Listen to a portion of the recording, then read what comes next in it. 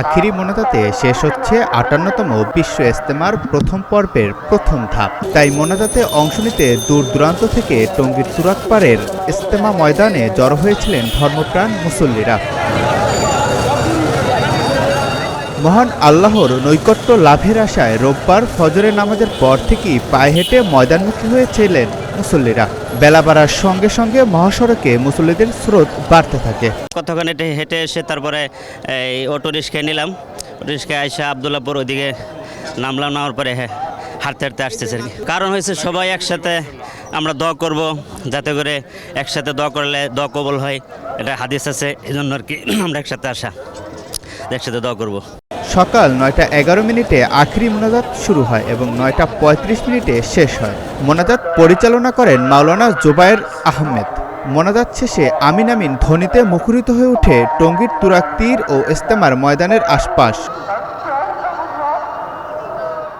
মোনাজাতে বিশ্ব মুসলিম উম্মাহর হেদায়েত, ঐক্য, শান্তি, সমৃদ্ধি, ইহকাল ও পরকালের নাজাত এবং দ্বীনের দাওয়াত সর্বত্র পৌঁছে দেওয়ার জন্য দোয়া করা হয়। এছাড়া সব ধরনের গুনাহ থেকে মুক্তির জন্য আল্লাহর কাছে নিঃশর্ত ক্ষমা প্রার্থনা করা হয়।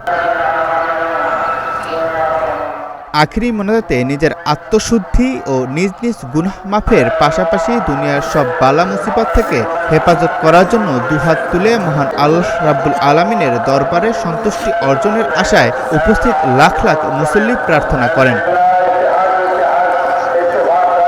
২৪ মিনিট স্থায়ী এই মোনাজাতে দুই হাত উপরে তুলে লাখ লাখ মুসল্লি বারবার বলছিলেন আমিন আমিন।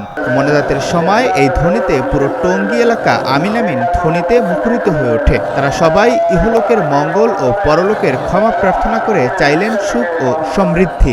আল্লাহর কাছে দেশের জনগণের শান্তি, দেশের মানুষের শান্তি, বিশ্বের মুসলমানদের শান্তি এবং নিজের সমৃদ্ধি বৃদ্ধি গুনাহ মাফের জন্য আমি দোয়া করেছি।